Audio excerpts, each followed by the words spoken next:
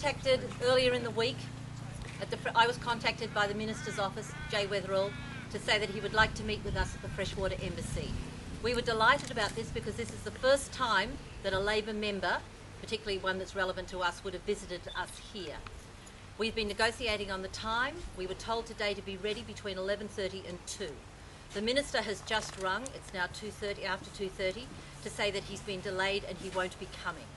We are exceedingly angry and disappointed about this. This is more of the same in terms of rudeness and contemptuous behaviour.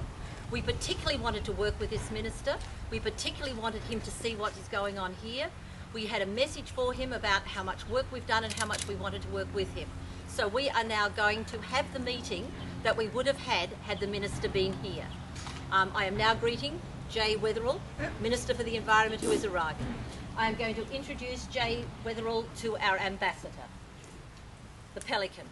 I'm now going to introduce Jay Weatherill to Henry Jones. Would you like to speak to Mr. Weatherill, Henry? G'day, Mr. Weatherill. We're sorry that you didn't come a bit earlier.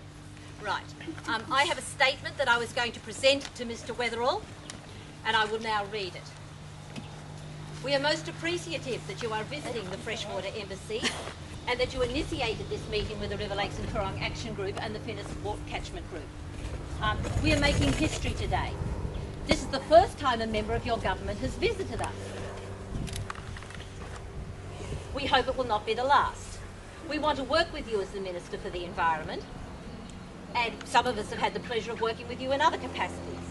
Amongst us, we have thousands of years of experience and knowledge of this area. We know this land and we care for it deeply. We believe that these regulators are dangerous, unnecessary, and will do damage far beyond the footprint of the construction.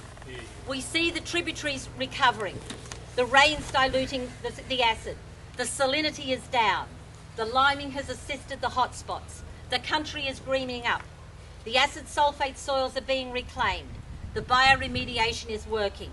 Let that process work, Minister. Let us see the results of these tests. These regulators were an emergency measure, and that emergency no longer exists. There is no emergency. We ask that you, 1, call a halt to the construction today. Yes? Yes. 2, so we ask that you call a halt to this construction. 2, that you immediately establish an independent review. And that 3, we work with you on the terms of reference for that review.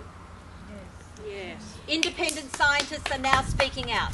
Dr. Geddes from the Adelaide University is speaking out, and so is Dr. Walker, Keith Walker. Why don't you listen to the ecologists who speak for the whole system instead of the people that are just speaking about water chemistry? All things are connected. We know that. The Ngarrindjeri know that. Do not disconnect the Murray River from its mouth. Do not block the fresh water that is coming down the tributaries. We could make history today, if you were here. We ask that you work with us. I'm now going to call upon members of our group to explain to you why you should stop construction today, why you should establish an independent review, and why you should work with us on the terms of reference for that review. Henry.